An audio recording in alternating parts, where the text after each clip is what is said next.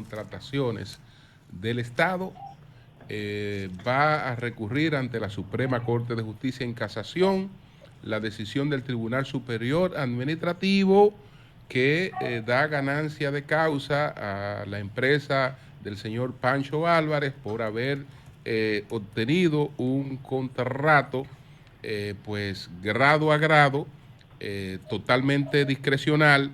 Entonces esto va ahora a la Suprema. ¿Quién es que va a hacer la apelación, Julio? Bueno, compras y contrataciones. La Dirección General de Compras y Contrataciones que sustenta que la ley de compras y contrataciones no dice por parte que hay empresas que estén exceptuadas. Es decir, porque todo el mundo igual. Y es verdad que en ninguna parte no tiene un transitorio ni tiene nada que diga que hay ley, que hay empresas que no que pudieran operar sin acogerse a eso, sino lo que tú dijiste, una casta. Sino lo que establece son procedimientos especiales para casos pero procedimientos especiales. Pero tiene que haber un procedimiento, y en ese caso no hubo procedimiento. Entonces, Manuel Sierra, adelante. Gracias, muy buenos días. Saludos a todos. Saludos. A propósito de ese caso, nosotros estuvimos justamente de la parte contraria, en la acera contraria de esa oficina de abogados, que fue a propósito del caso de los rones, muy famoso en el país hace un par de años, a final del gobierno de Danilo, o a mediados del último gobierno de Danilo. Y justamente yo recuerdo que nosotros también impugnábamos ese tipo de contratación.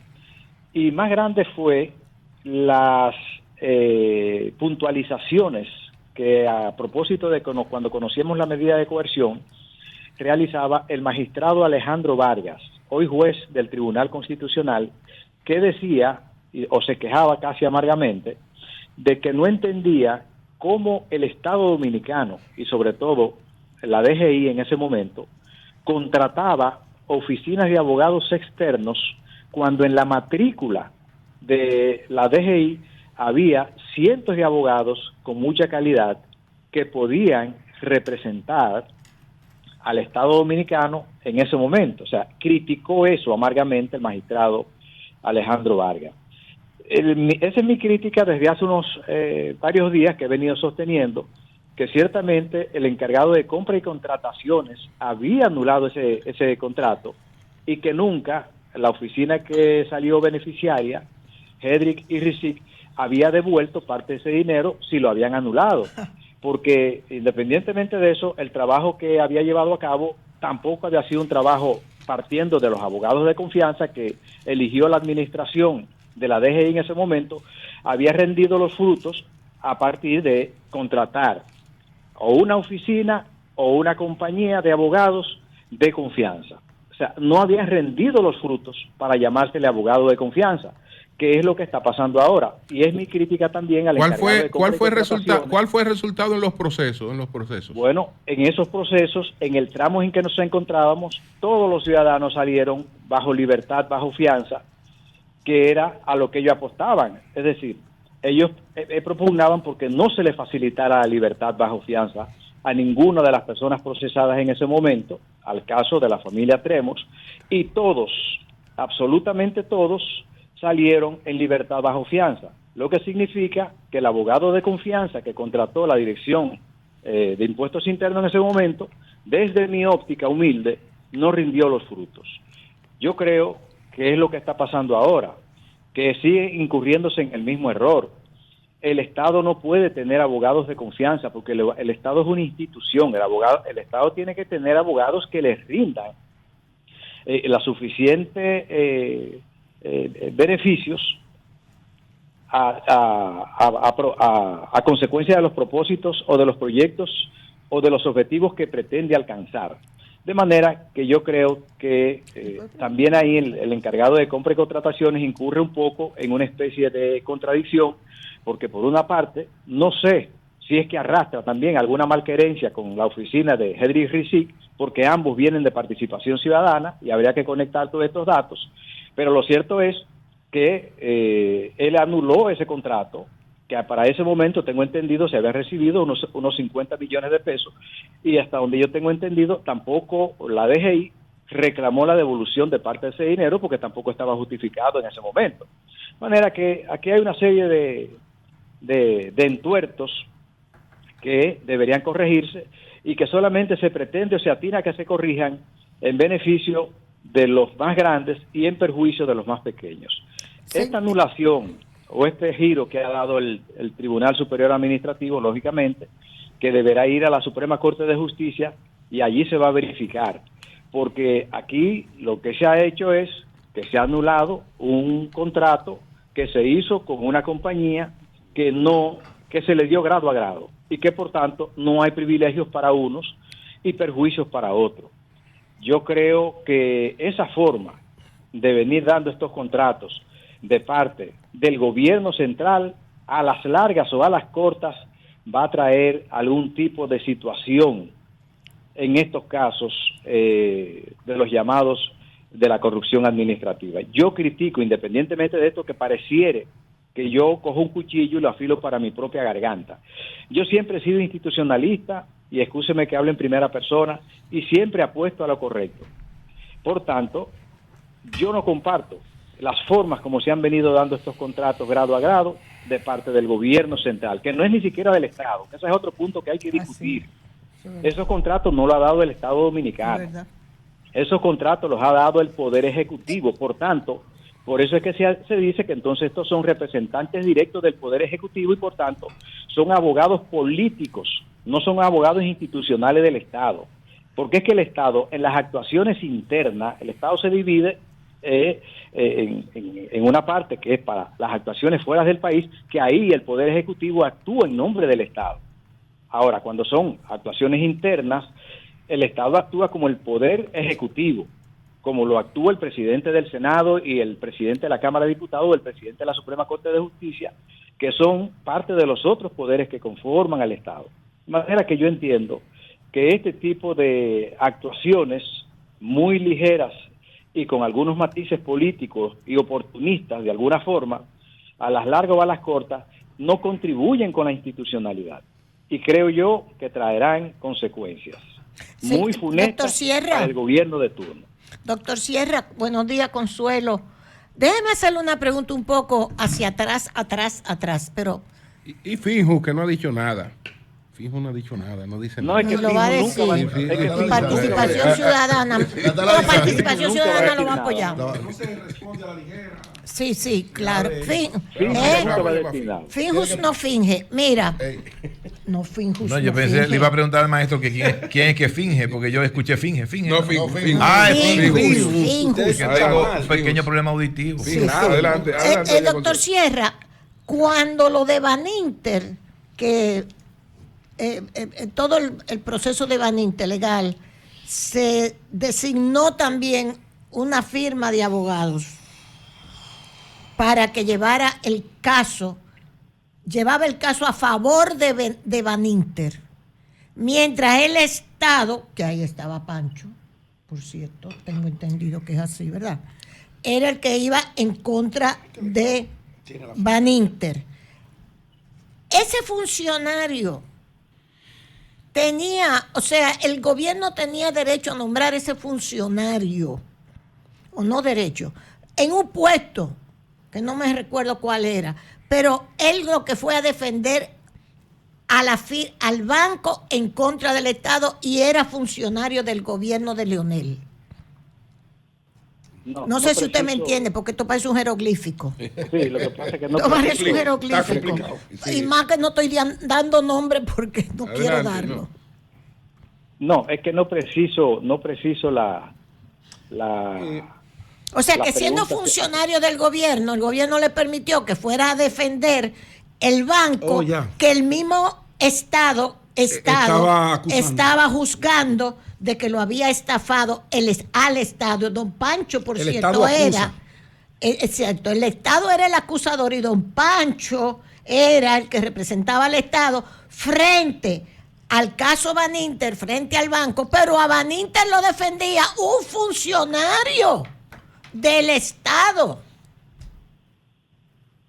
No, lo que pasa es que en el caso Baninter, el Estado Dominicano, de alguna forma, cuando se revela la situación que estaba atravesando el banco, entonces el Estado Dominicano lo ocupa. Y a partir de ahí, entonces, el Estado es el que tiene el control del banco. Exacto. No recuerdo porque la oficina... Pues yo lo llamo para Hedrick explicárselo más Rizig, claro, porque no quiero la mencionar oficina, nombres. la oficina Sí. de Hedrick Rizig en ese Pero momento... siempre me ha llamado la atención que siendo esa persona funcionario que tenía su despacho al lado de Leonel, era el que estaba defendiendo a Baninter, siendo funcionario del Estado.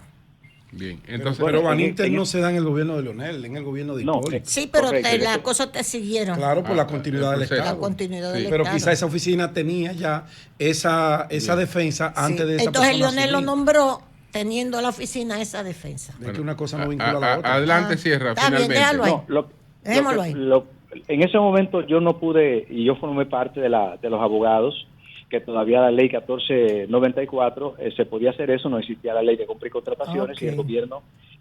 No, y me dicen que los abogados lo había designado el gobierno de Hipólito. directamente. Fue que le correspondió, no al de Leonel. A eso Sí. siguió, se le dio Tú continuidad, sabes pero Leonel no designó abogado. que hay ahí. otro aspecto en Para esto que la gente no entiende mucho, Sierra, pero hay otro aspecto, porque cuando se alega que tengo la posibilidad de conceder un contrato intuito persona, ok, se le ha concedido el contrato a la persona, pero cuando la persona va a firmar, se aparece con la empresa y firma con la empresa, la gente no percibe que hay una renuncia a cualquier responsabilidad por las consecuencias del contrato. ¿Por qué? Porque si es la persona física, esa persona física, ante cualquier fallo al Estado, ante cualquier daño, es demandada y está comprometida con todos sus bienes. Sin embargo, cuando traspasa la responsabilidad a la SRL, el SRL quiere decir responsabilidad limitada. Ahí no hay un ataque a la persona, sino que se queda dentro del ámbito de la empresa. Entonces, es una maniobra. Bueno, yo recibo el contrato por mis condiciones personales. Y soy el único que da la confianza para esto. Pero ese contrato no lo voy a suscribir yo, no, porque están todos mis bienes ahí, no. La empresa, porque con la empresa ya la responsabilidad es limitada. Me cubro. Ahí hay una maniobra porque se pasa del intuito persona. La responsabilidad se transfiere a una personalidad jurídica, que yo me imagino que para la personalidad jurídica no aplica el intuito personal. No, y habría que ver entonces, porque todo, si se trata de una persona moral, todo eso se genera a través de asamblea. Entonces habría que ver la asamblea que designó a ese gerente para que lo represente en la firma de ese contrato. Pero entonces hay una contradicción porque no existe la asamblea, porque el contrato no se le dio a la persona moral, que tiene también personería, ¿verdad? Que tiene un RNC, que es una especie de cédula. Entonces aquí hay una especie de contradicción en ese contrato y lógicamente, digamos que hay por llamarle de alguna forma, hay una especie de fraude en la firma del contrato y en la ejecución del contrato. Y es importante señalar, a propósito de estos grandes contratos dados así, que aquí lo que ha hecho el gobierno central, y me quedo en la última parte, es que ha dado un poder, pero ese poder ha mandado a hacer a su vez unos contratos, pero el poder que se dio es para que esas personas representen al presidente de la República intuito persona, es decir, como si el presidente estuviese sentado en el banco. No es un contrato para que lo represente como abogado. Fíjense el detalle, ¿qué es lo que está pasando aquí? El poder que se dio es para que representen al presidente de la República en el banco como si fuese la víctima per se.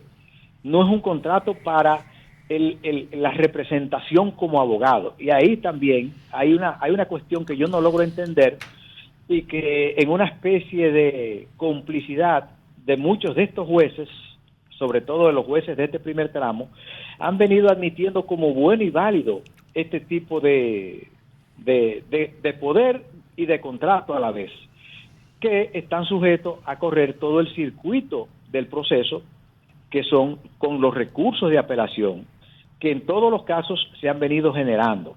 Fíjense qué cosa más extraña ha ocurrido, por ejemplo, en el caso Medusa.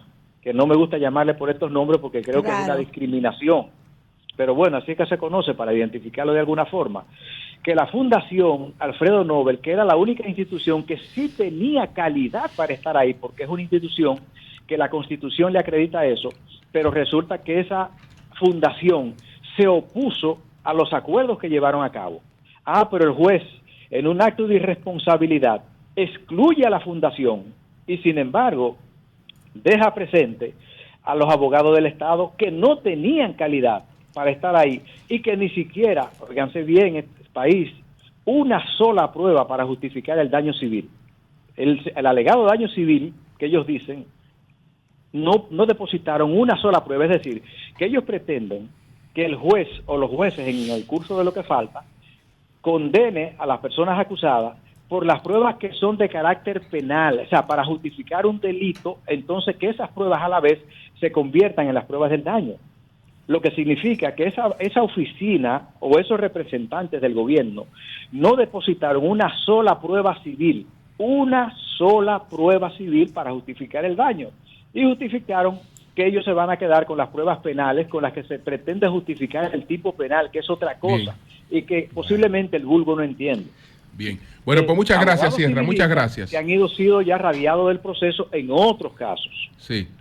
Pues muchas gracias, muchas gracias. Cambio y fuera.